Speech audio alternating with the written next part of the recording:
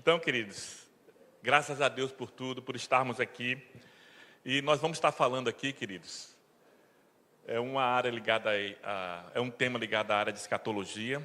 Né? Você que talvez esteja aqui, talvez nem saiba o que queira dizer essa palavra, né? Mas escatologia é um ramo da teologia que estuda as profecias concernentes aos tempos finais. Então, a escatologia vai nos mostrar exatamente aquilo que a Bíblia diz, o que vai acontecer nos últimos dias. Então, nós estamos aqui com esse propósito. Eu estudo escatologia, eu costumo dizer que eu comecei a estudar escatologia antes de me converter. Né? Que eu era adolescente, eu era aquele crente devoto de São Raimundo. Você conhece? Um pé na igreja. Eu nunca coloquei os dois pés no mundo. Sempre tinha um pezinho na igreja lá. Né? E graças a Deus, e eu quero aproveitar e parabenizar você que está aqui hoje. Como o irmão disse antes de mim, você podia ter ido numa sexta-feira à noite para qualquer lugar. E você decidiu estar aqui, assumiu esse compromisso de estar aqui hoje. E queridos, você não imagina a importância de um evento como esse na sua vida e na sua caminhada cristã. Não é porque eu estou aqui, não. Né? Podia ser qualquer outra. Por causa do que vai ser ministrado aqui hoje, vem da parte de Deus para nós. E eu parabenizo também a Igreja do Nazareno de Boa Viagem por fazer eventos como esse. Eu que milito na escatologia há muito tempo, sei que nem todas as igrejas valorizam tanto a escatologia. Aliás, eu conheço um rapaz que disse para mim: pastor, eu fui fazer uma pergunta para um determinado pastor sobre o Apocalipse, e ele me disse assim: não leia esse livro. Queridos, o livro de Apocalipse, qualquer livro da Bíblia que você lê, você é abençoado. Qualquer um deles. Mas o único livro da Bíblia que tem explicitamente escrito: bem-aventurado aquele que lê, que ouve e que guarda as palavras desta profecia. Como é que você vai dizer para um crente não ler um livro que está escrito que é bem-aventurado quem lê? Então, queridos, você é bem-aventurado por estar aqui hoje. E a igreja é muito sábia nesse aspecto, porque está cumprindo uma das missões da igreja. A igreja, queridos, ela tem uma missão tríplice. Para os de fora, evangelização. Então, cada crente aqui tem obrigação de levar o ID. E para os de dentro, edificação. Jesus, lá em suas últimas palavras em Mateus, no capítulo 28, versículo 19, ele diz assim: ide fazei discípulos de todas as, batizando-os em nome do Pai, do Filho. Aí o versículo 20, ele diz assim, palavras de Jesus: ensinando-os a guardar todas as coisas que eu vos tenho ensinado. Aí eu pergunto: Jesus ensinou escatologia? Vai ler o Mateus 24 e 25. É um sermão completo. Talvez seja o texto condensado mais completo sobre os últimos dias, seja esse, dito por Jesus. Então é inconcebível uma igreja que não estuda escatologia. Amém, queridos? Então nós vamos estudar, queridos, e o subtema que nós vamos estar vendo aqui fala a respeito do antissemitismo, porque o mundo odeia Israel. E nós vamos estudar isso dentro do livro de Apocalipse. Mas na aula de hoje, nessa aula de abertura, nós vamos fazer uma introdução para você entender o plano de Deus na história. Porque Deus, queridos, Ele tem um plano. E Deus não tem plano B.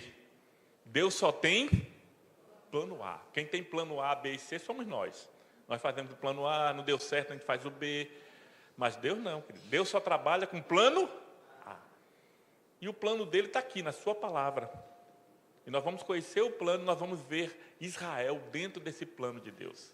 Então, queridos, a nossa agenda é essa aqui, ó. Hoje nós vamos ver Israel no plano eterno de Deus. Vamos ver se vai dar para terminar hoje, se não der. Né, amanhã, que nós vamos ter mais tempo. Né? Inclusive, eu conversei com o pastor Gilton, a questão de perguntas. Né?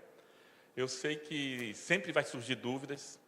Né? Então, se você durante a palestra aqui tiver alguma dúvida, anote aí.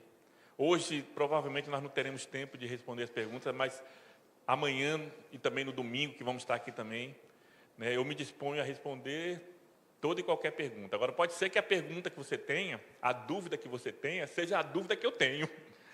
Porque não existe ninguém, queridos, que saiba tudo sobre escatologia. Eu estudo escatologia há quase 40 anos. E eu tenho dúvidas ainda. E eu sempre sigo aquela regra. Aquilo que a Bíblia não diz com clareza, eu não posso afirmar com certeza. Então, algumas coisas eu vou dar meu ponto de vista, mas pode ser que o pastor Davi esteja errado. Quem nunca está errado? Agora, a interpretação que os homens dão em cima da palavra pode estar equivocada. E você vai entender isso. E eu quero incentivar você a vir amanhã. Porque amanhã nós vamos mergulhar no livro de Apocalipse, no sentido de entender por que tem tantas visões diferentes. Nós vivemos na era, queridos, da internet. E quando um pastor está ensinando no púlpito, o irmão que está sentado ali já ouviu isso aí no YouTube, de um outro pastor, que fala diferente dele. Eu já fui abordado diversas vezes, né, por pastores que eu admiro muito, que ensinam diferente do que o pastor Davi ensina. E na escatologia isso é muito normal, queridos. Deixa eu dizer uma coisa para você. Escatologia é importante? É muito importante. Mas não é a escatologia que vai levar você para o céu. O que vai levar você para o céu é você ter entregado a sua vida a Cristo. Ter realmente modificado o seu viver. Você pode até estar errado na sua escatologia, mas se você genuinamente entrou no Evangelho, e o Evangelho entrou em você, você é salvo. Mesmo que você ache que o arrebatamento é depois da tribulação, ou antes da tribulação. Eu tenho um colega meu, que a gente brinca muito, viu, pastor? Que ele é pós-tribulacionista. E eu sou pré-tribulacionista. O que é isso? Eu acredito que a igreja não vai passar pela grande tribulação.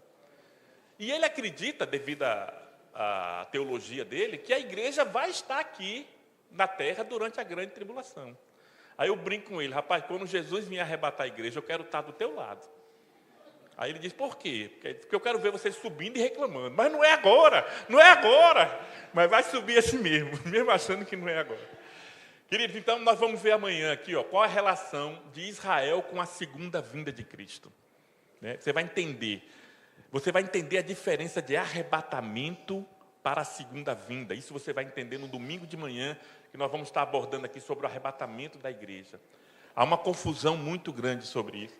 E nós vamos também falar sobre o futuro de Israel no sábado à tarde, se Deus assim permitir. Então, se você vier hoje, vier amanhã e você vier domingo, queridos, eu não tenho dúvidas que a sua visão, não só sobre escatologia, mas sobre o plano de Deus, vai lhe trazer um conforto tremendo.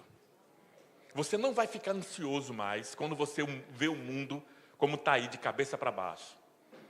Eu sinceramente, queridos, quando você vê tanta desgraça, tanta guerra, às vezes as pessoas ficam tão preocupadas. Para onde esse mundo vai? Deixa eu lhe dizer, o mundo vai para onde Deus está querendo que ele vá.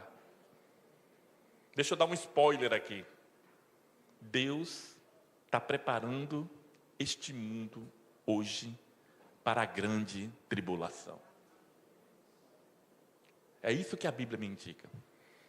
E Deus está preparando esse mundo, queridos, na economia, na política, na religião, em todas as áreas. O mundo está sendo transformado e você não está percebendo. Quem tem aqui 60, 70 anos, quando se lembra como era o mundo na sua juventude e compara com o mundo hoje, vê o quanto esse mundo mudou. Eu vou dar só um exemplo aqui. Eu ensino Apocalipse há 25 anos. Eu me lembro que quando eu falava sobre a economia, porque Apocalipse 13 diz que ninguém vai poder comprar ou vender se não tiver o quê? A marca da besta. Pastor, o pessoal aqui conhece a Bíblia, né? Okay? A Bíblia diz que está lá em Apocalipse 13. Isso aqui é Apocalipse falando de economia. Mas ele está falando uma coisa que na minha época, que eu ensinava 25 anos atrás, todo mundo achava impossível. Porque o que o texto bíblico está dizendo? Ele está dizendo o seguinte: ninguém vai poder comprar ou vender nada se não tiver a marca da besta. Aí eu dizia 25 anos, para que isso aconteça, o papel em espécie, papel moeda que talvez você tenha no seu bolso, ou a maioria que nem tem mais, ele não pode existir mais. Por que não pode existir papel moeda na grande tribulação? Porque se o papel moeda existir, o anticristo ele não controla a economia. Para ele controlar a economia, não pode existir papel em espécie. Tem que ser, toda moeda tem que ser digital ou virtual. Aí sim. Queridos, nem para dar esmola hoje você usa dinheiro. O camarada está com um Pix desse tamanho aqui. Ó. Não é verdade? Você para no sinal aqui, o cara está com um Pix desse tamanho. E eu vou repetir o que eu digo há 25 anos atrás. O dinheiro em espécie na grande tribulação não vai existir no mundo. E eu pergunto a vocês, há 50 anos atrás, o pessoal olhava para isso e dizia, não, pastor, o senhor está viajando na maionese. Mas eu pergunto, isso não está acontecendo em nossos dias? Nós estamos vendo isso acontecer, e isso está na Bíblia, queridos. Eu estou dando só um exemplo aqui de tantas outras coisas que o mundo está passando por transformações. Quer ver outra? Quando o Covid-19 surgiu, eu tenho um escritor judeu chamado Yuval Harari. Ele é tido como um dos maiores escritores hoje, aqueles camaradas que são lidos pelas maiores autoridades. Ele é um historiador e ele tem uma capacidade de enxergar o que vai acontecer no futuro. E ele disse uma coisa, eu tenho uma revista super interessante lá em casa, e ele disse uma coisa, que quando eu li o que ele disse, ele é ateu, queridos. Ele é um judeu ateu. Ele disse assim, o Covid-19 nos mostrou que o mundo precisa de um grande líder. Nós somos carentes. O Covid mostrou que não existe uma liderança no mundo para levar esse mundo para superar essa pandemia. E realmente, querido, você olha para o mundo hoje, procure ver um grande líder mundial aí hoje. Você diga assim, esse cara é bom. Você acha que é o Biden? É o Putin? Claro que não. Deixa eu dizer uma coisa. Deus, antes de dar água, Ele dá sede. O mundo está sedento por um grande líder mundial. E ele está perto de surgir. E não vai ser um cara mau não, viu? Não pense que vai ser um camarada ruim. Não é isso que a Bíblia diz. Uma das expressões que a Bíblia usa para falar do anticristo, diz assim, olha, ele fala como o dragão. O dragão, nós vamos ver aqui amanhã, que é Satanás. E o que é falar como um dragão? É falar soltando fogo pela boca? Não, é falar com engano. A especialidade do diabo é enganar.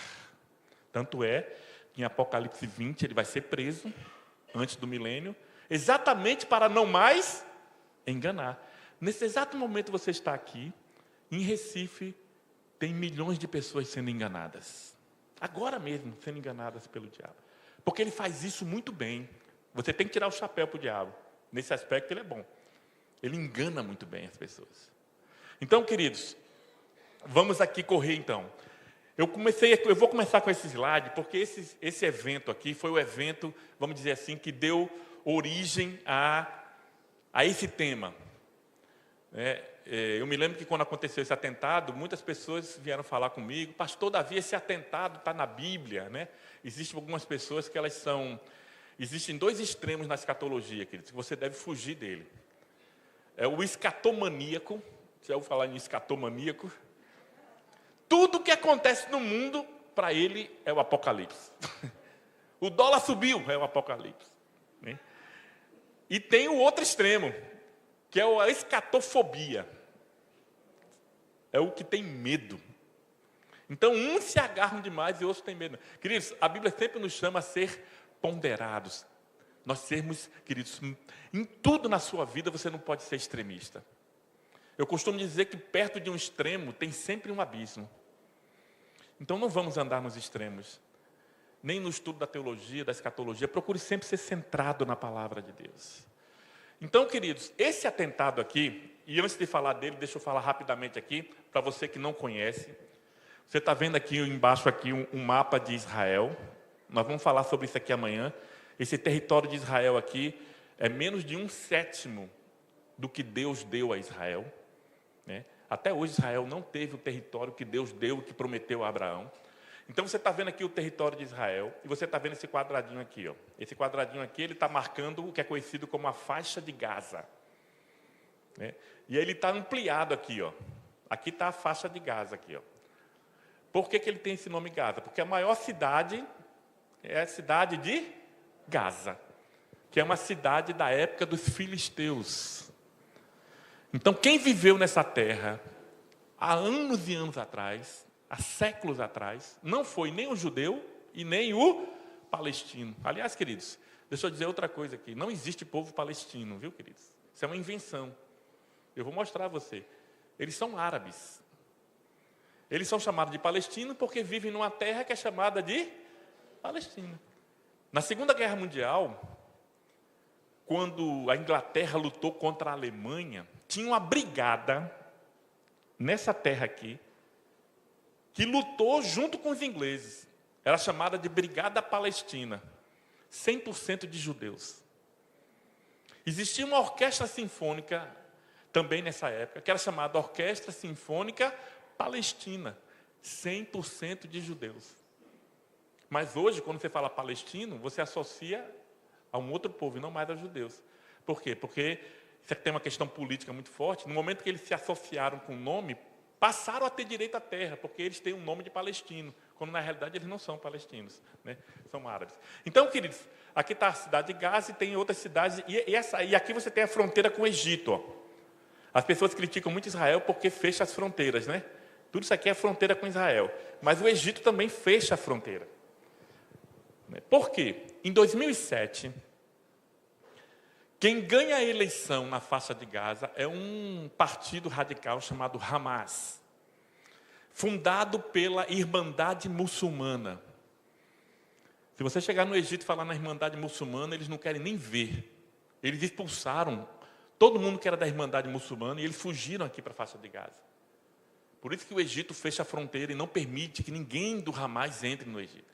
Porque são homens radicais aos extremos. Eles querem que o islamismo seja espalhado à força, né? Colocando a espada na cabeça das pessoas para se converter. Mas isso aqui é um outro assunto aqui. Então, queridos, vocês estão vendo aqui a faixa de Gaza e eles fazem fronteira com Israel. E olha só aqui, ó, 41 quilômetros de comprimento aqui. Ó. Olha como é pequeno. Você dá um passeio, você atravessa de ponta a ponta. 6 a 3 quilômetros de largura. Aqui tem 6 e aqui é a parte mais larga, né, chega a 13 quilômetros. Eu costumo caminhar por dia uns 6 quilômetros. Quer dizer, eu dou uma caminhada aqui, eu atravesso o país aqui, de um lado para outro. Uma área de 365 quilômetros quadrados. Para você ter uma ideia, Recife é um pouco menor, né? Mas ele é um pouco maior do que Recife. Toda essa área aqui é um pouco maior do que Recife. 2,4 milhões, é um dos lugares mais povoados do mundo, porque você tem uma grande concentração de pessoas vivendo num território muito pequeno. A religião islâmica, eles são sunitas, é outra questão que você precisa entender, para você entender esse complexo, né? Existe uma grande divisão no mundo islâmico entre os sunitas e os xiitas. E eles já fizeram guerras no passado, durante séculos, um matando o outro. Mas eles têm uma coisa em comum, o sunita e o xiita, a destruição de Israel. É um ponto que os dois concordam. Então, no dia que tiver uma guerra para destruir Israel, eles vão se juntar. Então, por exemplo, aqui eles são sunitas. O Irã, que patrocina eles, é xiita. Mas por que o Irã está ajudando o sunita? Porque eles querem destruir Israel. Nós vamos ver isso aqui daqui a pouquinho, quando a gente falar sobre o antissemitismo. Queridos, esse mapa que você está vendo aqui, essa área roxa aqui, foi a área em que os terroristas entraram nos dias 7 e 8 de outubro. Queridos, eu conheço essa região, eu já estive em Israel 3 vezes, já estive bem aí na faixa de Gaza, bem pertinho dessa região aqui, né? Na primeira vez que eu fui a Israel, era um lugar tranquilo ainda. É inconcebível que o maior serviço secreto do mundo tenha demorado tanto para agir, porque vocês estão vendo que eles chegaram, que eles rodaram mais de quase 50 quilômetros para chegar aqui. E a resposta do exército israelense foi muito lenta. Ninguém sabe por quê. E o retardo na resposta fez com que centenas de pessoas morressem, né, e mais de 100 fossem sequestrados. E o terrorista, ele sequestra pessoas exatamente para trocar por prisioneiros, né? Existem milhares e milhares de prisioneiros árabes nos nas penitenciárias de Israel. Então eles sequestram um, aí querem trocar esse um por 1000. É assim que eles fazem. Para soltar esse soldado seu aqui, você tem que soltar 1000 meu lá. E muitas vezes Israel já fez isso, né, para poder soltar esse. Queridos, nós vamos entender isso aqui, né? Você pode estudar esse conflito de várias formas. Olha, nós podemos tentar explicar o atual conflito de Israel sobre diversos aspectos. Você pode tentar explicar sobre o aspecto histórico. Aliás, eu tenho um estudo que eu preparei, que é exatamente sobre o aspecto histórico, em que eu vou demonstrar historicamente quem tem direito a essa terra. Mas não é esse o nosso objetivo aqui hoje. Você pode analisar esse conflito sobre o aspecto religioso, né? Eu não sei se você sabe, mas no Alcorão e dentro do islamismo, uma terra que um dia foi muçulmana, ela nunca mais pode deixar de ser. Foi o que aconteceu com a Palestina. Durante 400 anos, queridos, esse território, não só esse território, toda a Arábia, toda aquela região pertenceu a um império turco-otomano. São muçulmanos. Então, durante 400 anos, essa terra foi muçulmana. E em 1948, Israel foi fundado e essa terra deixou de ser muçulmana. E na religião islâmica isso não pode acontecer. Então, por isso que você vai ver o mundo árabe, o mundo islâmico, tentando de toda forma eliminar Israel, exatamente. E essa é uma das razões, mas essa é uma razão que religiosa. E eu não vou abordar isso aqui. Tudo isso que eu estou falando aqui, político, econômico, sociológico, militar, tudo isso aqui, queridos, você pode tentar explicar o conflito dentro dessa ótica. Mas tudo isso aqui é secundário. Não tenha a menor dúvida que você só vai entender plenamente o conflito se você analisar ele sob o ponto de vista espiritual. Por isso que só a igreja pode entender esse conflito. Só a igreja pode entender esse conflito. O que é que está por trás dessa briga que não acaba nunca, né? Então, amanhã nós vamos mergulhar nisso aqui. E a resposta para você entender a questão espiritual está no livro de Apocalipse, né? No fechamento da revelação de Deus. Se você vindo aqui amanhã, você vai entender quem está por trás de tudo isso. Quem é que move tudo isso? Esses sentimentos de ódio tão grande que existe naquela região. Então, queridos, hoje nós vamos estudar então o plano de Deus, né? O plano eterno de Deus, né? Você sabia então que Deus tem um plano. Deus não colocou o homem aqui na terra, deu corda nele e disse assim, agora é com vocês. Não foi isso que Deus fez. Deus colocou o homem e Deus traçou um plano para esse homem. Você precisa entender esse plano de Deus. E eu não estou falando especificamente de um plano de Deus para Israel, mas um plano de Deus para a humanidade. E esse plano, queridos, está nas primeiras páginas da Bíblia. Nós vamos ver isso aqui amanhã, bem detalhadamente, o plano de Deus na história. E você vai ter uma compreensão do seu papel no plano de Deus na história. E deixa eu dizer uma coisa logo, e não fique triste comigo. Às vezes nós que somos igreja, nós vamos fazer bem essa separação, né? Igreja é igreja. Israel é Israel. Nós não podemos misturar as duas coisas. Nós que somos igreja, muitas vezes nós achamos que nós somos, vamos dizer assim, a coisa mais importante no plano de Deus somos nós. Deus criou o mundo para a igreja. Deus fez tudo para a igreja. Não é verdade. Queridos, Deus fez tudo para a sua glória. A finalidade, o ponto final do plano de Deus é a sua glória. E nós somos usados no plano de Deus para a glória de Deus. Então nós vamos entender isso aqui, né? Agora olha só que passagem tremenda aqui que nós temos aqui de Isaías 46. Olha só o que é que o profeta Isaías está dizendo. Aqui é Deus falando. Lembrai-vos das coisas passadas, desde a antiguidade, que eu sou Deus, e não há outro Deus, não há outro semelhante a mim. Agora presta atenção. Que anuncio o fim desde o princípio. E desde a antiguidade, as coisas que ainda não sucederam, que digo, o meu conselho será firme, e farei toda a minha vontade. Só Deus faz isso. Só Deus anuncia o que vai acontecer desde o princípio. Sabe por quê, queridos? Porque Deus não é só aquele que sabe o futuro. Deus é aquele que planejou o futuro. Então, como eu disse a vocês, esse mundo está sendo conduzido para onde Deus quer. Por isso que eu não fico ansioso, não me desespero. Pelo contrário, eu vejo cada vez mais que Deus está no controle de tudo. E isso serve para mim como um despertamento para eu saber que o relógio de Deus está andando. E a hora está chegando, queridos. E nós não podemos ficar, como diz o hino que está lá no nosso hino nacional, deitado eternamente em berço esplêndido. O crente não pode viver assim. Se você tem algo a fazer para Deus, eu vou lhe dar um conselho aqui. Faça logo. Eu não estou querendo ser nenhum alarmista, né? Mas ninguém sabe o dia e a hora. Não é verdade? Então nós temos que estar sempre preparados. Então, queridos, olha o que ele diz aqui no final. Farei toda a minha vontade. Ele não vai fazer a sua vontade. Ele vai fazer a vontade. Por que ele vai fazer a vontade dele?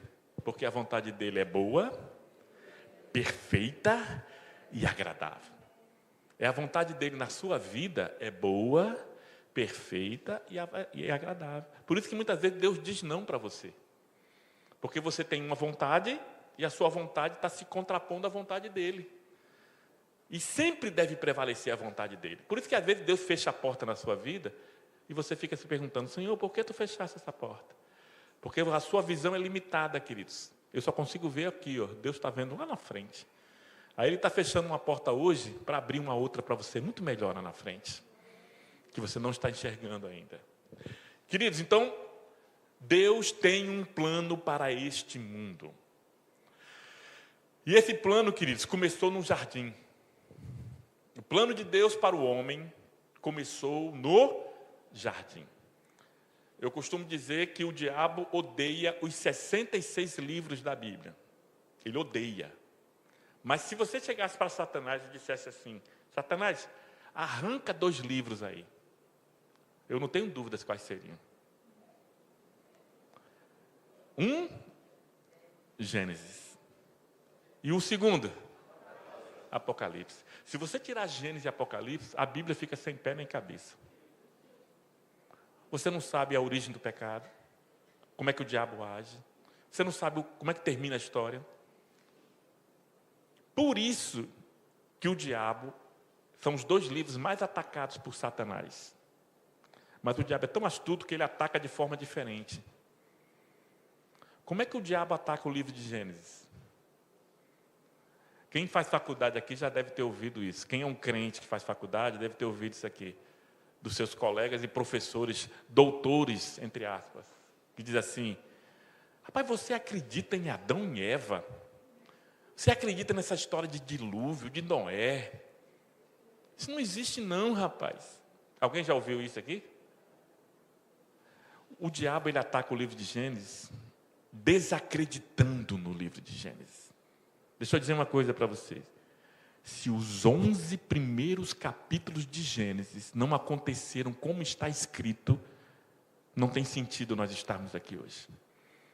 Se Adão e Eva não existiram, então o pecado também é uma história contada. Tudo que está relatado, queridos, aconteceu exatamente como Deus relata. Agora, o livro de Gênesis, ele não tem o propósito de ser um livro científico, para provar nada a ninguém.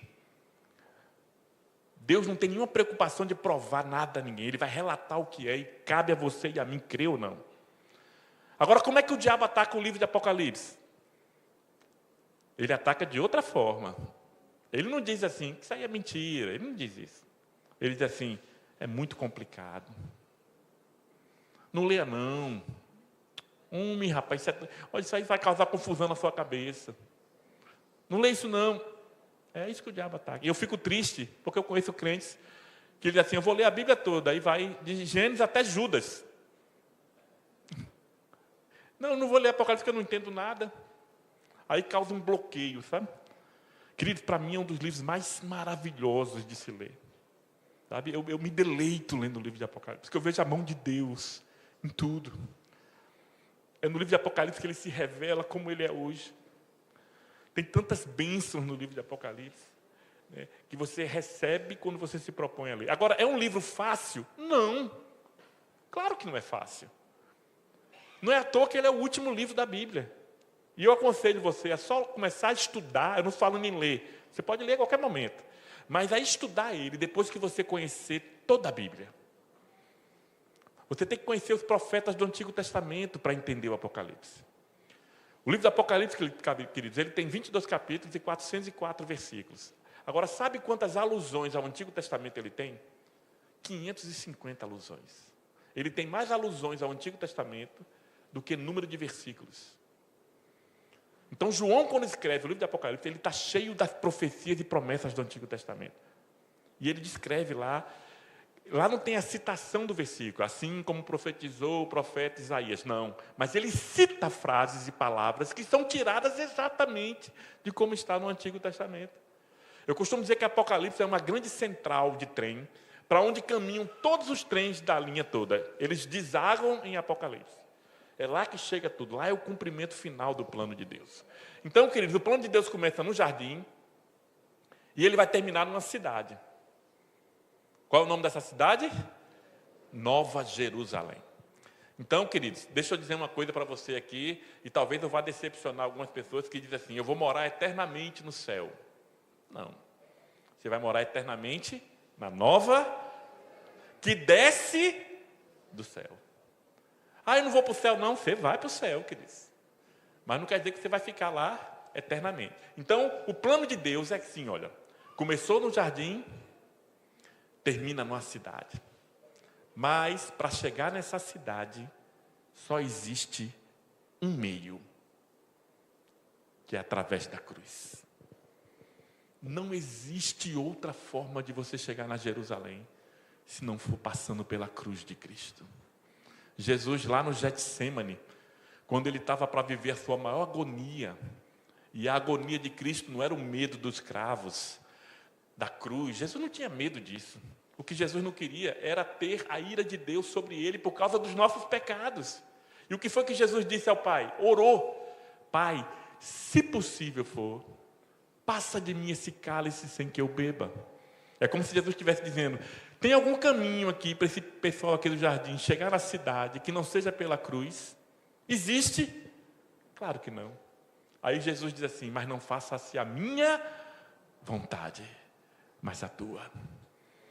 Então, querido, se tem alguém aqui nessa noite que está aqui, veio estudar escatologia, se você não tem um encontro pessoal com Cristo, você está correndo um grande risco.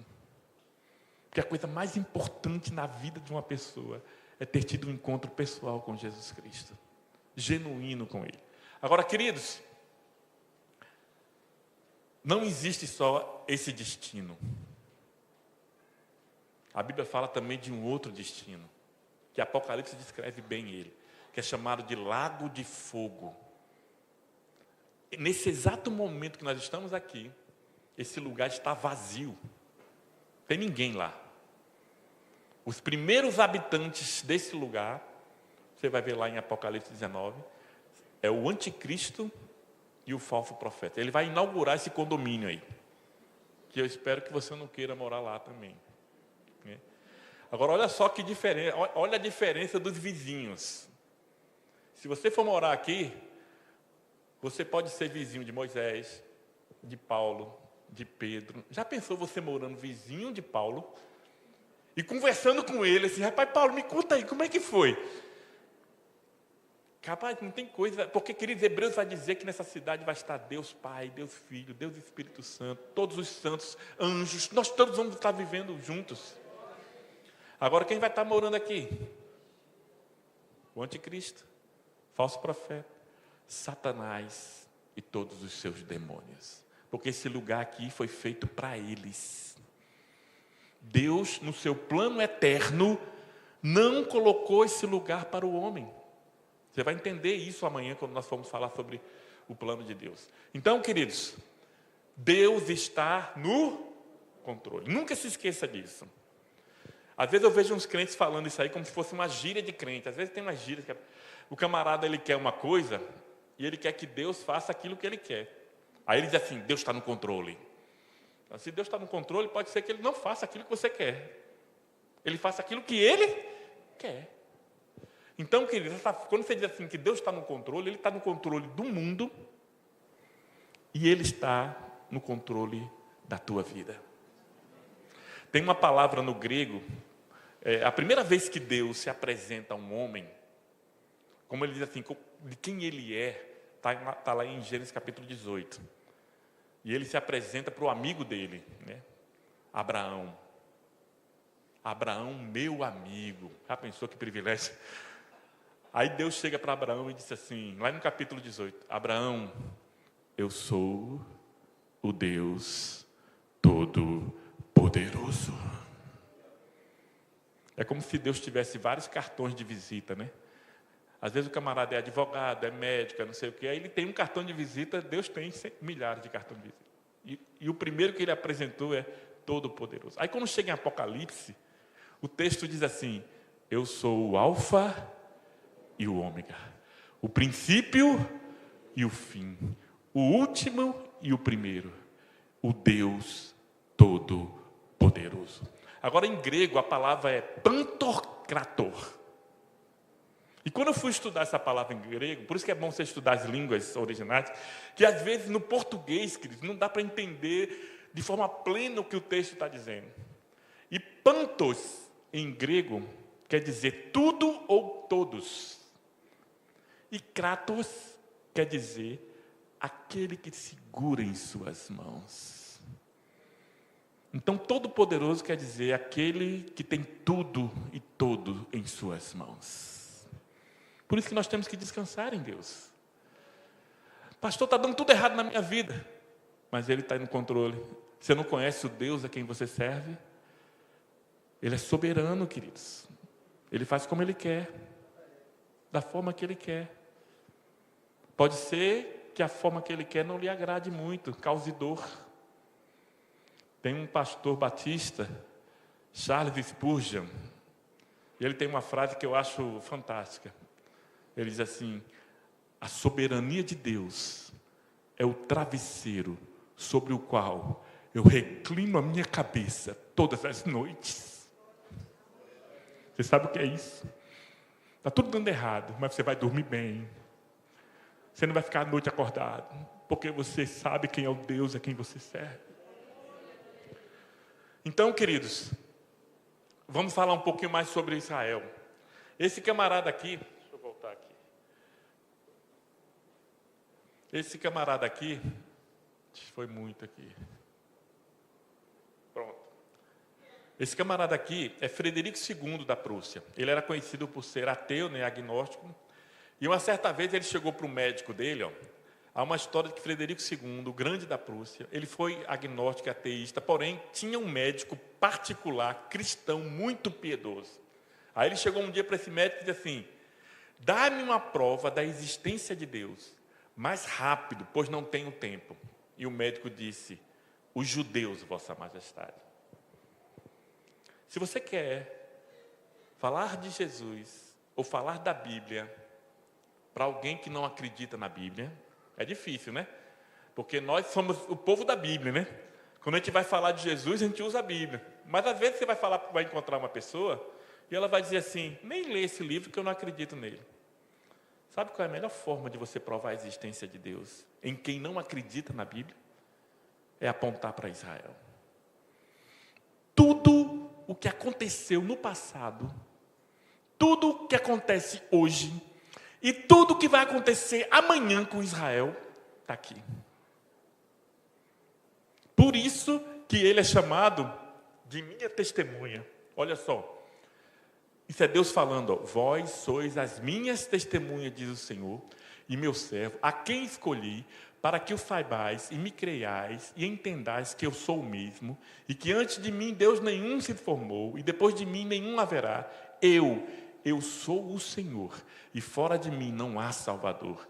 Eu anunciei e eu salvei, e eu o fiz ouvir, e Deus estranho não houve entre vós, pois vós sois as minhas testemunhas, diz o Senhor, eu sou. seu Deus. Quando Deus fala que Israel é a testemunha, é porque as nações vão olhar para Israel e vão saber que Deus é Deus. A história de Israel mostra que Deus é Deus. Queridos, Israel, humanamente falando, não era para existir. É inexplicável na esfera humana, na antropologia, alguém explicar a existência de Israel. Não era para existir. Como é que você pega um povo e espalha ele entre as nações durante 1.700 anos? Vamos pegar um exemplo nosso aqui, para você entender o que eu estou dizendo. Vamos supor que os nossos irmãos argentinos invadam o Brasil. Aí os argentinos chegaram aqui e expulsaram todos os brasileiros. Vocês não vão ficar aqui mais não. Aí os brasileiros foram lançados Estados Unidos, Europa, Ásia. Eu não dou 2 gerações para o seu neto nem saber o que é Brasil. Não vai falar mais português. Vai perder toda a sua cultura. Um brasileiro que foi para os Estados Unidos vai virar americano. Um brasileiro que foi para a Inglaterra vai virar inglês. É assim que acontece no mundo inteiro, queridos. Pois os judeus ficaram espalhados 1.700 anos. E continuaram sendo judeus. Sabe por quê? Porque Deus ia trazer eles de volta. Sabe o que é que guardou Israel durante a diáspora? A lei. A lei que Deus deu a Moisés. E um dos aspectos da lei dizia assim: não se misture com outros povos. É Deus preservando o povo de Israel. Quando Deus veio ao mundo em forma humana, Ele veio para um povo em uma terra. E o Verbo se fez carne e habitou entre nós. Para Ele voltar a segunda vez, Ele vai voltar em carne para a mesma terra e para o mesmo povo. Esse povo tem que existir. Se esse povo não existir, e você vai ver isso aqui, se Israel deixar de existir, Jesus não volta. Parece até um radicalismo, né? Eu não estou falando de arrebatamento da igreja. Vocês vão ver bem a diferença. Para arrebatamento da igreja pode acontecer agora. Arrebatamento da igreja não tem nenhum vínculo com Israel. Eu estou falando da segunda vinda de Cristo a essa terra. Que nós vamos ver isso aqui. Então, queridos, Israel é a testemunha. Deus tem uma testemunha no Antigo Testamento, mas Deus tem uma testemunha no Novo Testamento. O que é que ele diz lá em Atos 1? E ser-me-eis minhas testemunhas. Então você também é testemunha. Agora você é testemunha de uma forma diferente, Israel. Você é uma testemunha de Cristo quando você está no seu ambiente de trabalho e as pessoas oferecem você propina e você diz: não, eu não faço isso porque eu sou crente. Eu sirvo a um Deus Altíssimo. Você é uma testemunha quando você está no seu trabalho e você é casado e uma mulher muito bonita dá em cima de você e você diz: eu não vou fazer isso porque eu tenho um Deus a quem me olha e eu não posso ofender a Ele em hipótese nenhuma. Isso é ser testemunha, queridos, aonde você está. Olha só aqui, ó, Ezequiel 5:5. Assim diz o Senhor Deus: esta é Jerusalém, coloquei-a no meio das nações da terra que estão ao redor dela. Então esse mapa aqui é da época da Idade Média, né? Onde Jerusalém está no meio, e você tem aqui Europa, África e Ásia. Já naquela época se tinha a ideia de que Israel ficava no centro da terra. Sempre quando você vê uma orientação geográfica, norte, sul, leste, oeste, sempre é a partir de Israel, viu, queridos? Tem uma profecia de Jeremias que diz assim: eu vou trazer vocês de volta. Aí ele diz assim: olha, primeiro eu vou trazer do norte. Aí você pega o mapa, olha para Israel e você traça uma linha para o norte. Sabe onde é que vai dar? Rússia. Os primeiros judeus que chegaram a Israel depois da diáspora foram judeus russos. E Deus já havia profetizado em Jeremias isso. Aí ele diz depois assim, ó, depois que eu trouxer do norte, eu vou trazer de todos os lugares da terra. E o retorno começou a acontecer. E esse é o primeiro sinal da vinda de Cristo. Eu não estou falando de arrebatamento, estou falando da vinda de Cristo. Eu tenho um estudo que eu dou, que eu apresento dezenas de sinais que estão acontecendo hoje, que mostram que a segunda vinda de Cristo está perto. Porque o arrebatamento não tem sinal, mas a vinda de Cristo está repleta de sinais. E o primeiro sinal da vinda de Cristo é o retorno de Israel à terra prometida. E isso começou a acontecer em 1882. Nessa data, Deus começou a trazer os judeus de volta para a terra. Então, queridos, entendendo o plano de Deus nas alianças bíblicas, você serve a um Deus que é um Deus de alianças. Eu tenho um outro estudo também que eu falo sobre essas 8 alianças aqui. Quando você tem uma ideia do plano de Deus dentro dessas alianças, queridos, você vai ler a Bíblia de uma outra forma. Você serve a um Deus de alianças. Agora, dessas 8 alianças, queridos, 5 Deus fez com Israel. Inclusive, nós somos beneficiados, eu costumo dizer assim, por tabela, né? Devido a essas alianças. E de todas essas alianças aqui, essa aqui, eu não vou dizer que é a mais importante, mas ela é a fonte de toda a graça de Deus. Toda a bênção de Deus que vem sobre a tua vida tem a sua origem aqui, na aliança abraâmica. Jesus veio ao mundo por causa da aliança abraâmica. Morreu na cruz por causa da aliança abraâmica. Então ela se reveste de uma importância muito grande. Ela é tão importante que ela é repetida no livro de Gênesis 20 vezes. Complementada, falada, detalhes dessa aliança, né? E ela começa a desencadear o plano de Deus, né? Então olha só o que é que diz aqui. Nós não vamos estudar a aliança abraâmica aqui, né? Mas esse primeiro versículo aqui é a primeira vez que Deus fala, né, sobre a aliança abraâmica. Ele diz assim, olha, Gênesis... Não, aqui é quando ele chama... Aqui não é 3 não, viu, queridos? É 12. Está errado aqui. Gênesis 12, de 1 a 3. Ora, o Senhor disse a Abraão, sai-te da tua terra, da tua parentela e da casa de teu pai, para a terra que eu te mostrarei. Repare que tem uma terra. Na aliança abraâmica tem uma terra. Aí ele fala, e far-te-ei uma grande nação, e abençoar-te-ei e engrandecerei o teu nome, e tu serás uma bênção. Então fala aqui de uma semente, uma grande nação. E por último, e aqui fala de uma bênção. E abençoarei os que te abençoarem, e amaldiçoarei os que te amaldiçoarem. E em ti serão benditas, serão abençoadas todas as famílias da terra. Olha a gente aqui, ó. Nós estamos aqui. Agora Deus fez aliança com Abraão, Isaque e Jacó. Ou seja, esses 3 aí representam Israel. Isso aqui não foi revogado, viu, queridos? Abençoarei os que te abençoarem e amaldiçoarei os que te amaldiçoarem. E aqui, deixa eu falar uma coisa aqui com muita tristeza. Israel, queridos, está errado em muita coisa. Eu estou falando da nação de Israel que está aí. Tem muita coisa errada. E sabe qual é o maior erro de Israel? É rejeitar Cristo. Esse é o grande erro de Israel. Agora, queridos, isso aqui ainda está valendo. O fato deles estarem errados não quer dizer que Deus revogou, porque Deus vela pela sua palavra. Eu vou mostrar para você como isso aqui na história é verdade.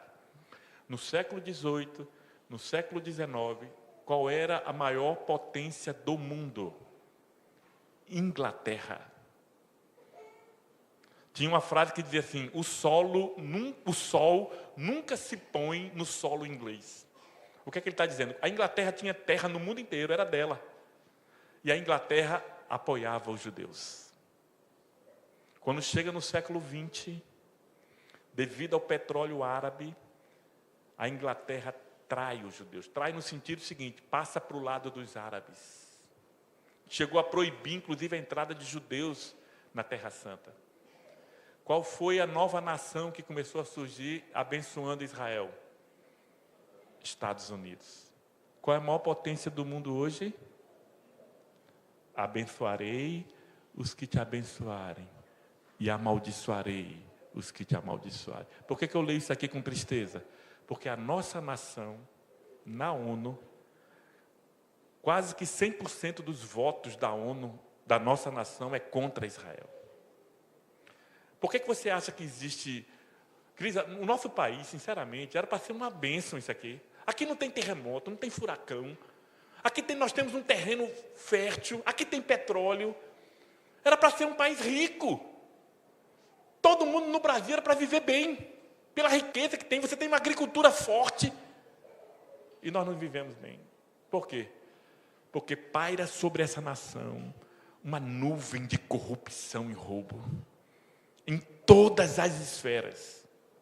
Todas, sem exceção. E eu vejo isso como uma maldição bíblica. Amaldiçoarei os que te amaldiçoarem.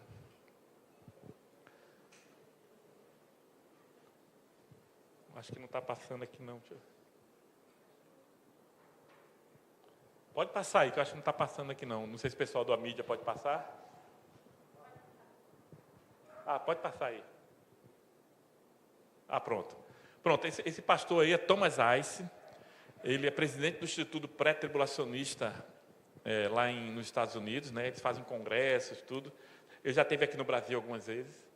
Né? E ele falou uma coisa bem interessante sobre a aliança abraâmica. A aliança abraâmica é direcionada para Abraão, Isaac, Jacó e seus descendentes. E ela é repetida 20 vezes no livro de Gênesis. Está aqui todas as repetições. E cada vez que repete, ela complementa alguma coisa. Embora existam vários aspectos da aliança abraâmica, mas ela sempre inclui a terra prometida a Israel. Aí você começa a notar que existe algo espiritual em relação a essa terra de Israel hoje, né? Agora vamos entender aqui. Pode passar. Pode passar novamente aí. Está passando? Pronto. Então você vê aí que na aliança abraâmica nós temos uma terra, uma semente e uma bênção. Essa aliança, queridos, ela é, vamos dizer assim, mãe de 3 alianças que nascem dela. A aliança da terra é chamada de, alguns chamam de aliança palestina, né, que é a aliança da terra de Israel. A aliança da semente é chamada de aliança davídica. Em 2 Samuel capítulo 7, Deus faz uma aliança com o meu xará Davi. Eu gosto muito de Davi, viu? Mas eu tenho consciência de que Deus não escondeu nada da vida de Davi. A vida de Davi é um livro aberto. Né? Eu me lembro quando eu era do tamanho de Pedrinho, tá ali, meu sobrinho, na escola dominical, a tia só contava as coisas boas de Davi. E eu achava que Davi era meu herói, né? Matou Golias, venceu. Aí eu vim descobrir o outro lado da vida de Davi, e foi uma decepção. Mas é porque Deus, queridos, Ele não esconde nada. E os pecados de Davi estão lá para servir de alerta para todos nós, né? Então, queridos, Deus faz uma aliança com Davi, e Deus diz que o trono de Davi será eterno. E, por último, a bênção é a nova aliança que está lá em Jeremias capítulo 31. Nós já usufruímos de uma parte dessa aqui, dessa nova aliança aqui. Eu e você. Israel ainda não. Interessante que a aliança foi feita com Israel. E eles ainda não estão usufruindo, mas vão usufruir no futuro. Deus não esqueceu de Israel, queridos, como algumas pessoas dizem. Então, olha só. Esse aqui é um escritor inglês chamado Mark Twain. Ele esteve em Israel. No final do século XIX. E nessa época Israel era um lugar assim, abandonado, no final do século XIX. Ninguém queria ir para lá, tinha tifo, malária, estava sob o domínio do Império Otomano. Mas ele era um estudioso sobre Israel. E olha, ele escreveu uma obra chamada Concerning the Jews, né? Como se fosse assim, acerca dos judeus, né? Ou sobre os judeus. E olha o que ele escreveu, olha só que coisa impressionante. Os egípcios, os babilônios e os persas surgiram, encheram o planeta de som e esplendor, e depois desvaneceram-se em sonhos e desapareceram. Os gregos e os romanos os seguiram, fizeram um grande barulho e desapareceram. Outros povos surgiram e mantiveram sua chama alta durante algum tempo, mas ela logo se extinguiu e eles ficaram no crepúsculo ou desapareceram. O judeu viu todos eles, venceu todos eles e continua sendo o que sempre foi, sem exibir decadência, sem fraqueza da idade, sem enfraquecimento de suas forças, sem abrandamento de suas energias e nem entorpecimento de sua mente alerta e agressiva. Todas as coisas são mortais, exceto o judeu. Todas as outras forças passam, mas ele permanece. Aí ele deixa essa pergunta: qual é o segredo da sua imortalidade? O segredo, queridos, é a aliança abraâmica. Israel existe porque Deus honra a sua palavra para com seu amigo Abraão. Todos esses povos passaram. Você começa a ler na Bíblia, amalequitas, moabitas, amonitas. Procura esse povo aí no mundo. Israel viveu com esses povos, e continua existindo hoje. Por quê?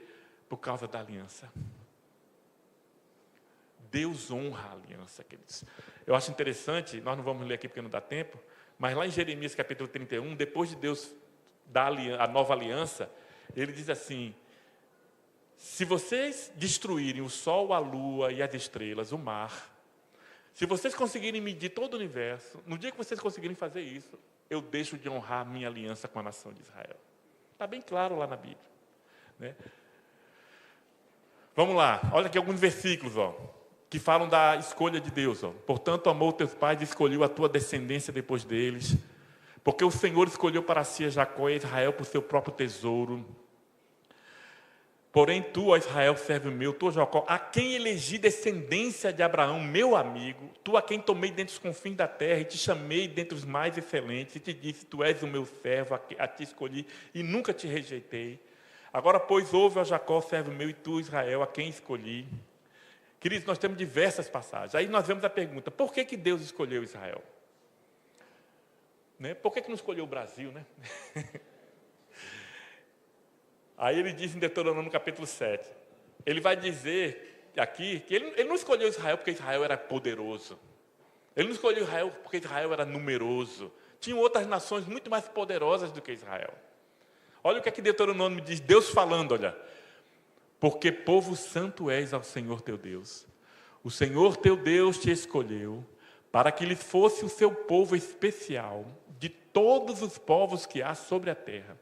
O Senhor não tomou prazer em vós, nem vos escolheu, porque vossa multidão era mais do que a de outros povos, pois vós erais menos em número do que todos os povos, mas porque o Senhor vos amava, e para guardar o juramento que fizera aos vossos... Está falando de quem aqui, queridos? Abraão, Isaque e Jacó. Sempre, queridos, 8 vezes na Bíblia, Deus é chamado de Deus de Abraão, Deus de Isaque e Deus de Jacó. 202 vezes na Bíblia, ele é chamado de o Deus de Israel. É esse Deus a quem nós servimos, é o mesmo Deus a quem nós servimos. Agora, olha só o que Paulo vai dizer em 1 Coríntios. Mas Deus escolheu as coisas loucas deste mundo para confundir as sábias. E Deus escolheu as coisas fracas deste mundo para confundir as fortes. E Deus escolheu as coisas vis deste mundo e as desprezíveis e as que não são para aniquilar as que são, para que nenhuma carne se glorie perante Ele. Deus escolheu Israel, queridos, porque Israel era uma nação pequena, fraca. Então, quando você vê Israel existindo até hoje, você vai dizer, há um Deus por trás disso. Não tem outra explicação. Há um Deus que está guiando e levando esse povo, mesmo ele sendo rebelde. Então, eu separei algumas razões de Deus ter escolhido Israel. Não. Primeiro, para produzir uma contracultura no mundo. Quando Israel nasce, vocês têm que entender que Israel nasce na escravidão do Egito, como um povo. Quando Deus escolhe esse povo e faz uma aliança com esse povo, Deus está querendo mostrar a todas as nações da terra que Israel é um povo diferente e que o Deus de Israel é o único e verdadeiro Deus. Então ele tem que provocar uma contracultura. Israel tem que ir de encontro às nações da terra. E a gente sabe que Israel muitas vezes falhou nisso. Ser uma nação sacerdotal, ser um tesouro especial para Deus, ser luz para as nações, Israel falhou. Para produzir e preservar sua palavra, você tem aqui uma Bíblia aqui, que foi escrita em hebraico, aramaico e grego, porque um povo escreveu esse livro. Se Israel não existisse, não tinha Bíblia. Para providenciar o Messias para o mundo, Jesus não vinha num disco voador e pousava aqui na terra. Jesus tinha que nascer de uma mulher e tinha que nascer de um povo. E Deus escolheu Israel. Queridos, e eu acho impressionante como é que umas pessoas odeiam judeus, sendo Jesus judeu. Só que, olha como o diabo é astuto. Uma vez eu estava conversando com um rapaz e ele disse assim, Rapaz, eu nunca tentei para isso. Jesus era judeu. Por quê? Qual é o subtítulo de Jesus? Jesus Cristo, no mundo ocidental. Aí o cara associa Jesus Cristo, cristão. Judas, judeu. É assim que o mundo associa. Então, os camaradas, quando lembram de Judas, falam, judeu. Tem uma palavra no nosso vocabulário, queridos, que é judiar. O que quer dizer judiar? Maltratar. Porque no Brasil se fez muito isso aqui. No período da Inquisição. Se você for ler, pegar os livros nem tudo está escrito, porque a Igreja Católica, né, abafou muita coisa. Mas se perseguiu e matou muito judeu aqui nessa terra. Não só aqui, na Europa, em vários lugares do mundo. Para providenciar a salvação. Então, queridos, tinha que ter esse povo aqui conosco. Deixa eu ver aqui a hora aqui. O relógio está... Eu não quero me adiantar muito, não, porque... Mais uns... Vocês me dão 5 minutinhos? Quem me dá... 5, 10, 15... Deixa eu ver se eu adiantei muito aqui. Pronto. Então, vamos lá, queridos. Vamos entrar agora em alguns conceitos. Eu disse a vocês que hoje é a aula introdutória para você entender que a gente vai mergulhar amanhã na questão espiritual do ódio aos judeus. Né? Então você vai ter que entender alguns conceitos. E um conceito importante é esse aqui, o antissemitismo. Por que o mundo odeia Israel? Né?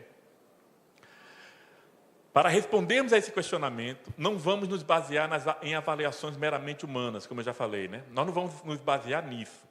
Entendemos que essa pergunta só pode ser respondida de maneira plena do ponto de vista bíblico.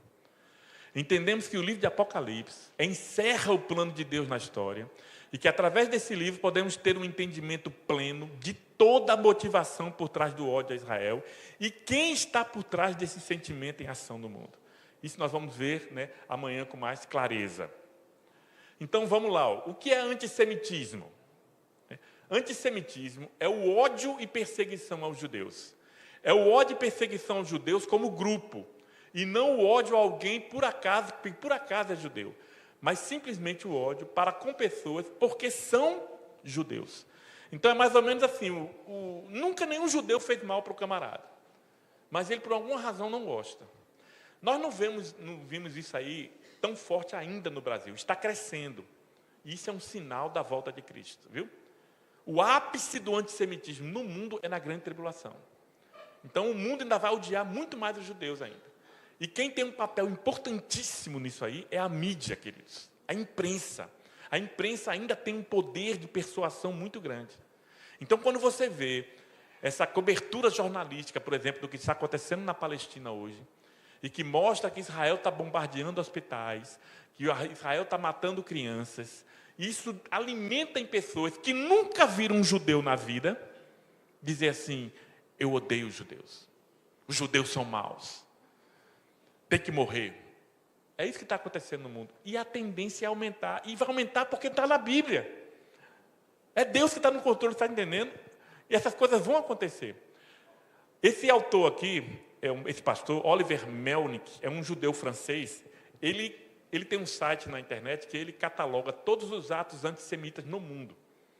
E diariamente ele coloca lá o que acontece no mundo inteiro contra judeus. E ele tem uma definição de antissemitismo bem interessante. O antissemitismo é o ódio irracional e demoníaco do povo judeu e de Israel, caracterizado por pensamentos, palavras e ações contra eles. E nós vamos entender isso mais claramente. Olha só, isso aqui é na Inglaterra. Uma passeata a favor dos palestinos e contra judeus. Isso aí não é na Palestina, não. Isso é na Europa. Isso aqui, se eu não me engano, é nos Estados Unidos. Israel é um câncer. Jihad, que é a guerra santa, né, é a resposta. A jihad, implicitamente, queria destruir Israel, né? Esse homem aqui, queridos, é o líder máximo supremo do Irã. É o Ali Khamenei. Ele disse isso aqui em 2014, mas ele não mudou de opinião, não. Israel tem que ser eliminado. Esse aqui é o atual presidente da Turquia. Né? Nós vamos marchar para libertar Jerusalém. Aqui também é outros, você vê muito isso. Essa foto aqui eu deixei porque eu acho essa foto emblemática. Porque essa foto aqui é a primeira vez em toda a história humana que você vê 3 nações que se odeiam na história, que estão juntas. Se você é uma pessoa que gosta de história, você vai entender que o Império Turco sempre lutou contra o Império Russo. Fizeram diversas guerras. Que o Império Persa sempre lutou contra o Império Turco. São nações, queridos, que nunca tiveram juntas. Aí você chega no capítulo 38 e 39 de Ezequiel. No passado, eu tenho um livro, eu tenho uma Bíblia comentada esqueci o nome dele agora, a idade chegou, que é a primeira Bíblia anotada, comentada que existe. E ele tem um comentário no capítulo 38 que é interessante, ele diz assim, eu não sei como, ele escreveu esse comentário em 1909. Ele diz assim, eu não sei como, mas Ezequiel 38 e 39 mostra que um dia a Rússia, a Pérsia, a Rússia, a Pérsia e a Turquia vão se unir contra Israel. É chamada Guerra de Gog e Magog. Isso aqui não é a guerra de Apocalipse, queridos. A guerra de Apocalipse é chamada de Batalha de Armagedon. Nós vamos ver rapidamente aqui amanhã. Isso aqui é uma outra batalha que a Bíblia fala que vai acontecer, que não aconteceu ainda. Que essas nações vão se unir, só que ela tem outros nomes. Quando você vai ler Ezequiel 38 e 39, lá não vai aparecer Rússia, não vai aparecer Irã, vai aparecer Pérsia.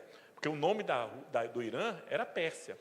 Né? E vai aparecer também a Turquia com o nome daquela época. Então, esses governantes hoje têm uma coisa em comum. Todos são contra Israel. E estão unidos pela primeira vez. Olha só o que a Bíblia fala, ó, Jeremias 30. Declara o Senhor, porque a você, Sião, chamam de rejeitada, aquela por quem ninguém se importa. Agora, queridos, nós temos hoje um novo antissemitismo. Esse novo antissemitismo, ele nasceu depois que Israel surgiu como nação. Quando você tinha os judeus espalhados no mundo inteiro, você tinha um tipo de antissemitismo. Eu odeio o judeu por diversas razões. Por isso que Hitler fez aquilo que fez, né? Era um tipo de antissemitismo. Hitler odiava os judeus. Ele tinha um plano diabólico de exterminar os judeus da Europa. E quase conseguiu isso, né? Ele matou 1/3 de todos os judeus do mundo. 6 milhões de judeus. Dentre os quais 1,5 milhão de crianças. E deixa eu dizer uma coisa aqui. Eu morei em João Pessoa há algum tempo. Você vê como é que os cristãos muitas vezes erram em relação a Israel. Os judeus, eles têm uma aversão muito grande ao cristianismo de uma forma geral. E eu tive a oportunidade de ouvir uma palestra de Ben Abraham. E ele é um judeu que escapou dos campos de concentração. Ele escapou, já falecido ele, né? Praticamente todos os judeus que escaparam já morreram. Mas eu tive a oportunidade de ouvir uma palestra dele, Ben Abraham. E ele disse assim na palestra dele, imagina só, você, com sua família, entrando numa câmara de gás, sabendo que vai morrer, e tem um soldado nazista, que no cinto dele está escrito, Deus seja louvado. Que Deus é esse? É esse cristianismo, muitas vezes, que o judeu olha e diz, isso? Um Deus que manda crianças para o forno? Pois é. Por isso que nós, queridos, nós devemos orar e amar, queridos. Mas não é para amar só o judeu, é para amar também o palestino. Orar por ele, para que isso acabe, para que Jesus venha e traga a paz. Porque a paz só vai vir com Cristo. Não vai ter homem nenhum que vai conseguir fazer a paz entre esses povos. Só quando Cristo voltar a esta terra. Então, queridos, olha só o novo antissemitismo. Com raízes no passado, o novo antissemitismo não tem apenas os judeus como alvo, individualmente, mas a todo Israel como nação. O novo antissemitismo hoje está dirigido contra o sionismo e contra Israel. Aí apareceu uma palavra nova aqui, sionismo. Eu conheço pessoas que dizem assim, pastor, eu não sou antissemita, eu sou antisionista. O que é que ele está querendo dizer? Eu não tenho nada contra os judeus. Agora, eles não podem voltar para aquela terra. O antisionista, ele é contra Israel estar aonde está hoje. Ele acha que Israel devia viver em outro canto, na África, em qualquer lugar, menos ali. Esse é o chamado antisionista. Então, vamos ver a definição de sionismo. Então, essas pessoas que são desse novo antissemitismo, o propósito dele é destruir Israel. É literalmente. Na carta do Hamas, como se fosse a constituição deles, o primeiro artigo que tem lá é esse, é a destruição de Israel. O que é sionismo? Significa a volta dos judeus para a terra dos seus antepassados. Basicamente é isso. O sionismo vem de um monte de Israel, muitas vezes conhecido na Bíblia como Sião. Então, quando ele fala assim, sionismo, você está falando do retorno dos judeus. Eu não disse a vocês que os judeus ficaram espalhados durante 1.700 anos? Pois quando chegou o tempo de Deus, Deus começa a levantar homens para que o povo volte. Porque as coisas acontecem, queridos, no tempo de Deus, no relógio de Deus. E quando chegou o tempo de Deus, Deus começou a levantar homens. Quem foi que Deus levantou? Esse aqui, um judeu austríaco, Theodor Herzl. Ele foi levantado, ele era um jornalista, e ele cobriu o caso Dreyfus, que é um caso muito famoso na França, onde um tenente judeu foi condenado, e quando você ia ver as provas, ele foi condenado por traição, e quando você ia ver as provas, não tinha nenhuma prova contra ele. A única coisa que tinha contra ele é que ele era judeu. E por ele ser judeu, então ele é o culpado. Aí, quando ele descobriu, e quando ele investigou, aí ele chegou à seguinte conclusão: em qualquer lugar da Europa em que o judeu estiver, ele não está seguro.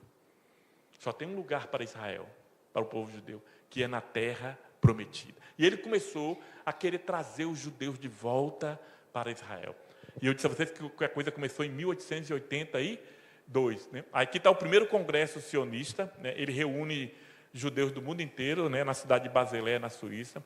E ele começa a trazer os judeus de volta para a terra. Aí eu faço uma pergunta aqui. Eu conheço crente que não é sionista. Crentes são contra. Ele acha que aquela terra é dos palestinos e que os judeus não têm que estar ali. Aí eu pergunto, será que Deus é sionista? Será que Deus é sionista? Eu vou botar só alguns versículos aqui, olha. Eis que eu os trarei da terra do norte e os congregarei das extremidades da terra. Quem está falando isso? Ele está dizendo que vai trazer. Para onde? Para Israel. Das extremidades da terra. Então, os judeus começaram a vir aqui do norte, da Rússia, e depois vieram de vários lugares. Milhões e milhões de judeus voltaram. E o que mais trouxe os judeus para Israel foi a Segunda Guerra Mundial. Porque os judeus da Europa não queriam vir, porque eles viviam muito bem. Mas quando Deus disse que vai voltar, ou vem por bem, ou vem por mal. É sempre melhor você vir por bem, né? Mas quando você não vem por bem, e teve que levantar Hitler e outros para que os judeus viessem. E levantará o Senhor um estandarte, um sinal para as nações, ajuntará os desterrados de Israel e os dispersos de Judá, recolherá desde os 4 confins da terra. Outro texto, Jeremias 31:10. Tem vários textos aqui. Tem aqui, espalharei, o mesmo Deus que espalhou, espalhá-lo-eis entre os gentios, e foram dispersos e pelas terras, conforme os seus caminhos e conforme os seus feitos, eu os julguei. Deus está dizendo aqui, eu que espalhei eles. Aí, no mesmo capítulo, ele vai dizer, e vos tornarei dentre vós os gentios, e vos congregarei de todas as terras, e vos trarei para a vossa... O mesmo Deus que mandou Israel é o mesmo Deus que trouxe ele de volta. Aí, queridos, eu lembro aqui, essa aqui é uma frase de Gamaliel. Você sabe quem foi Gamaliel, né? Gamaliel, quando estavam perseguindo os cristãos, perseguindo os apóstolos, aí o Sinédrio se reuniu, aí Gamaliel disse essa frase aqui, que ficou outra história, né? Se essa obra é de Deus, cuidado, porque você pode estar o quê? Combatendo contra Deus. Você já pensou uma pessoa querer algo que é contrário ao que Deus quer? Eu costumo dizer o seguinte, é você entrar num ringue para lutar contra Deus. Pois tem gente que faz isso. Crente. Eu conheci um pastor que disse assim, se eu entrar numa igreja e tiver uma bandeira de Israel, eu não entro.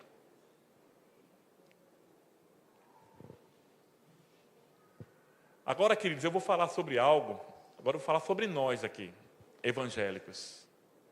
Você já deve ter ouvido falar da teologia da substituição. A teologia da substituição é uma teologia ligada à teologia do pacto, né? Que ela se contrapõe ao dispensacionalismo, e a teologia do pacto, ela entende que Deus só tem um povo. Repare bem, para você entender isso aqui. Essa é uma questão assim, mas é muito importante você entender. Então, eles quando leem a Bíblia, eles dizem o seguinte: não, Deus só tem um povo. Deus não tem dois povos. Então, o povo do Antigo Testamento é Israel, que Deus escolheu. Só que Israel falhou. Israel falhou e Deus substituiu Israel pela igreja. Você está entendendo? Por isso que é chamado de teologia da substituição. Então, para essas pessoas, todas as profecias que estão no Antigo Testamento, que ainda não se cumpriram em Israel, e nós temos dezenas e dezenas, elas se cumprem na igreja, mas de forma espiritual. Por exemplo, não fala de uma terra? Deus não deu uma terra a Abraão? Pronto, essa terra não é mais física, é espiritual, é no céu. E se cumpre em Israel? Não, se cumpre na igreja. Queridos, essa teologia, me desculpe quem acredita nela, mas ela é totalmente contrária à Bíblia. Deus chamou Israel, Israel falhou, e Israel falhou exatamente para que nós pudéssemos entrar. Isso aí estava no plano eterno de Deus.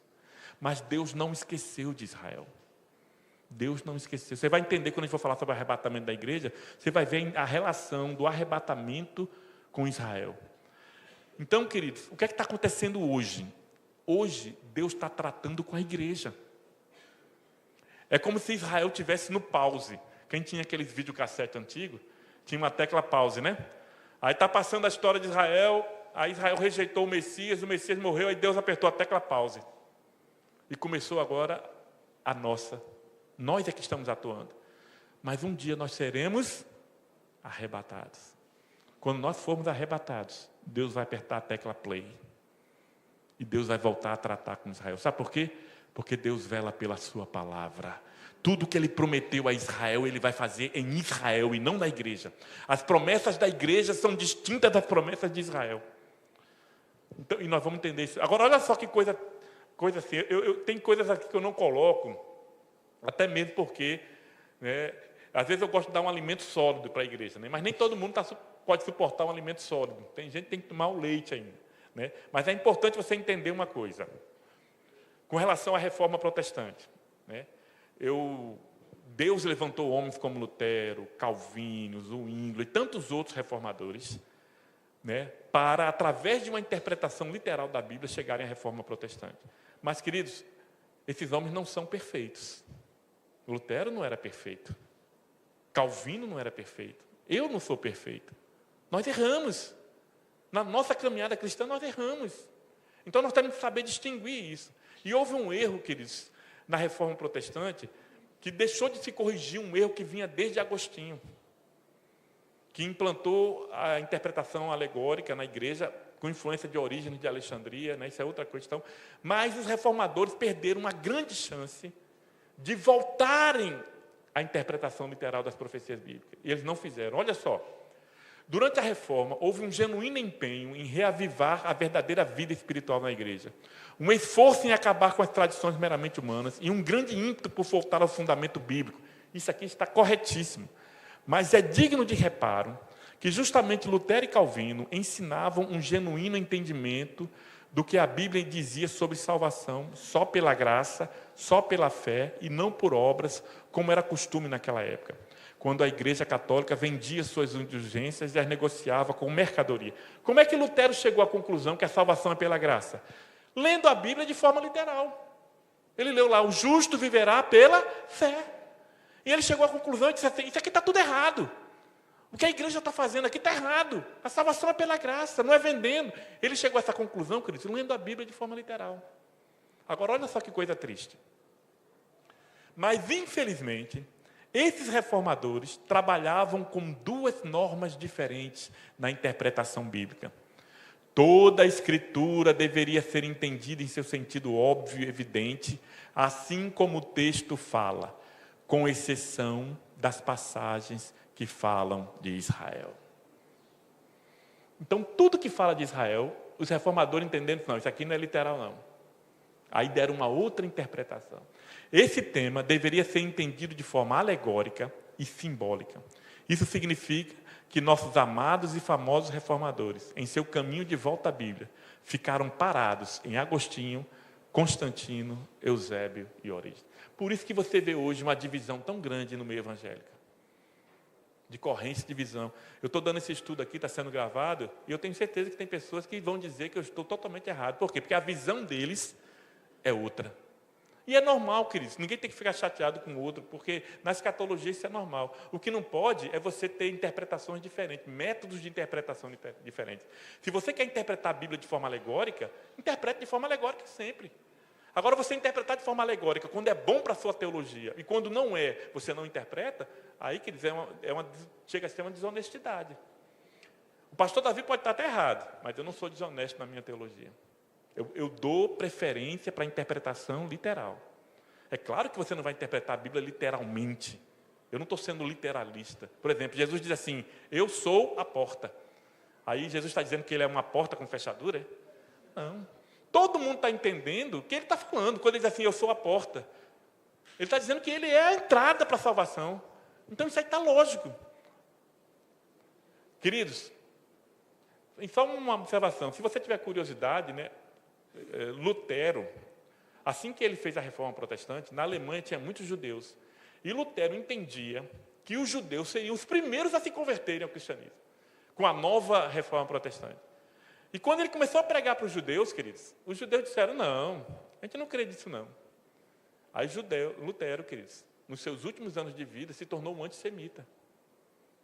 Tem um livro dele chamado Sobre os Judeus e Suas Mentiras. Está na internet, você pode baixar, é público. Nesse livro ele fala assim, como é que você batiza um judeu? Você amarra uma pedra no pescoço dele e joga no rio e diz, eu te batizo em nome de Abraão. Nosso irmão Lutero disse isso. Por quê? Porque é falho, erra. Nós não temos, queridos, você não deve, queridos, idolatrar homem nenhum. E vou mais além, não existe nenhum homem 100% certo teologicamente. Eu não sou 100% certo. Tem coisas que eu posso estar errado. Eu já disse, quem não está errado é a palavra de Deus. Não transforme o seu pastor ou qualquer pastor da internet num guru. Guru é uma coisa. Tudo que um pastor fala tem que ser confrontado com as Escrituras. Está de acordo com as Escrituras? Amém. Crentes de Bereia. Crente maduro é um crente de Bereia. Eu estou falando aqui para você, você tem obrigação de conferir com a Bíblia se o que eu estou falando está certo. E se o que eu estiver falando não estiver certo, você tem a obrigação de rejeitar. Agora, para isso, você tem que conhecer a Bíblia. O problema é que a maioria das pessoas na igreja engole tudo que é colocado na internet, acha que é verdade, porque ele não conhece. Queria dizer, para encerrar, sim, então olha só, eu gosto muito desse slide aqui. Tem gente que quer tirar Israel do plano de Deus. Quando você tira Israel, você que cai. Porque nós é que estamos pendurados lá na oliveira. Nós que fomos enxertados, queridos, naquela raiz que originalmente estava Israel. Sem Israel, não entendemos a profecia bíblica e não conseguimos harmonizar a escatologia e tateamos confuso no escuro. Amém, queridos? Então, que Deus nos abençoe. Nós vamos estar, então, amanhã entrando nesse tema aqui. Amanhã nós vamos mergulhar no livro de Apocalipse. E eu vou dar aqui para você que estiver sem sono hoje à noite, leia o capítulo 12 de Apocalipse, para quando chegar aqui amanhã a gente vai ter mais facilidade.